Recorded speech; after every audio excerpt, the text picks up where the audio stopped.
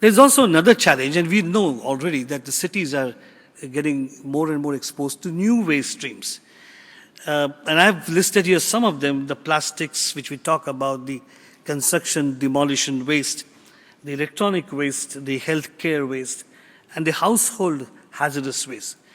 Now, each of these streams have challenges, and the municipal administration today in India is much more familiar with the conventional municipal solid waste and not so much so exposed. How do we manage and engage stakeholders when it comes to the other forms of waste streams?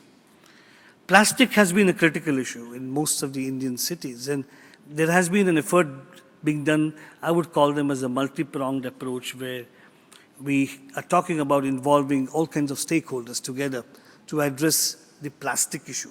But it is a significant problem. You know, the interesting part is we make plastics sometimes even as thin as less than 50 micron thickness. And the informal sector in India, if a rack picker wants to lift plastic from the ground, he wouldn't touch the less than 50 micron plastic because it doesn't give him that much of an economic gain. You know, if he decides to spend 8 hours picking up plastic, this particular variety of plastic will be discarded.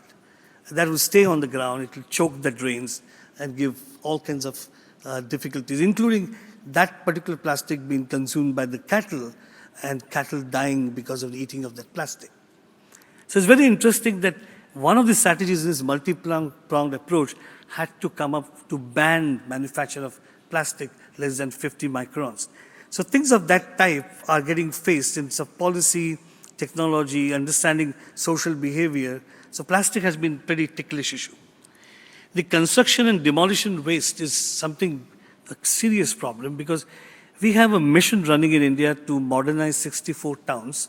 There's a huge investment happening in the city infrastructure. And that's piling a significant quantity of construction demolition waste.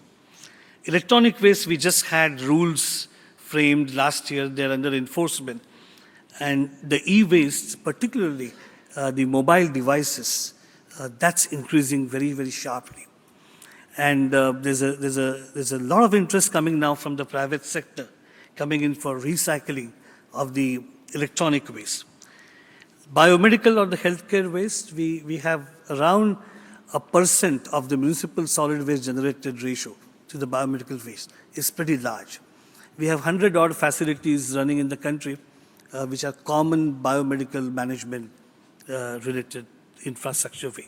And those 100 units seldom operate at the right efficiency in terms of meeting the requirements of the emission standards. So though we have infrastructure, to what extent it is alleviating the risk is still an issue. Now the last point is very critical. I think we all have to think about it, is the issue on the household hazardous waste. Now, while there's a significant interest on composting and then using the compost as a manure or soil conditioner, the Indian household hazardous waste is now getting more and more contaminated because of the hazardous waste and substances. And that's not meeting the national compost guidelines anymore. So what you see on one hand is a huge opportunity to take the organic fractions from the municipal waste into something like a resource or a compost.